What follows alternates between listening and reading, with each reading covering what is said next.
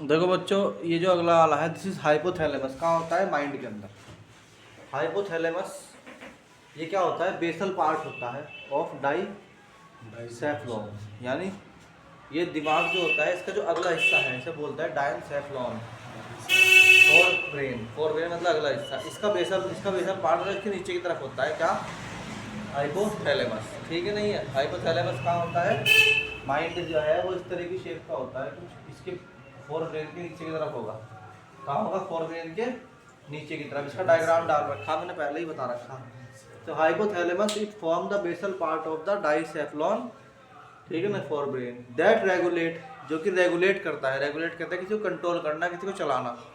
That regulate various body function, जो बहुत अलग अलग तरह के बॉडी फंक्शंस को क्या करता है? फंक्शन मतलब काम, बॉडी के अलग अलग कामों को क्या करता है? रेगुलेट करता है। कौन? That nuclei. अब न्यूक्लियाई क्या होता है? न्यूक्लियाई है ना, इसमें न्यूक्लियाई क्या होगा? न्यूक्लियाई वो होता है nuclei which are neurosecretory cells, जो न्यूरोसिक्रेटरी सेल्स होते हैं। क्या होते हैं? आल्सो ये भी क्या करते हैं? प्रोड्यूस करते हैं हार्मोन्स को। न्यूक्लियाई जो कि क्या है? न्यूरोसेक्रेटरी सेल्स हैं, वो भी प्रोड्यूस करते हैं किसको? हार्मोन्स को। ये वाले क्या करते हैं? दे रेगुलेट, जैसे वो उसमें अलग अलग बॉडी फंक्शंस को करते हैं। दे रेगुलेट, ये किसको रेगुलेट करते हैं? सिंथेसिस। सिंथेसिस का मतलब इकट्ठा करना, इकट्ठा करना, ये सिंथेसिस करते हैं ना। एंड सीक्रेट करते हैं, फिर उसको छोड़ते हैं ब्लड में। किसको? Pituitary gland. ये पिट्यूटरी ग्लैंड के लिए हार्मोन को इकट्ठा करेंगे और फिर उसको रिलीज करवा देंगे।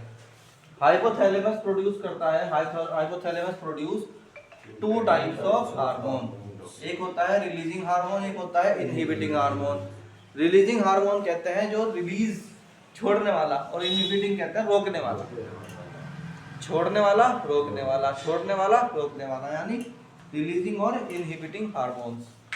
ये हार्मोन जो रिलीजिंग हार्मोन है, दीज हार्मोन्स स्टिमुलेट, ये शुरुआत करते हैं या किसी चीज स्टिमुलेट कहते हैं। तुम बाइक के अंदर चाबी लगाते हो, किक लगाते हो, तो चलाने के लिए स्टिमुलेट कर दी तुमने बाइक।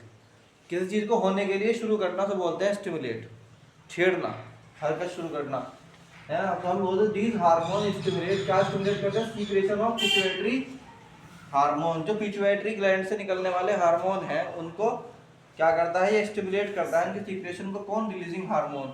एग्जांपल क्या है इसका? Gonadotropin hormone, gonadotropin hormone, gonadotropin hormone.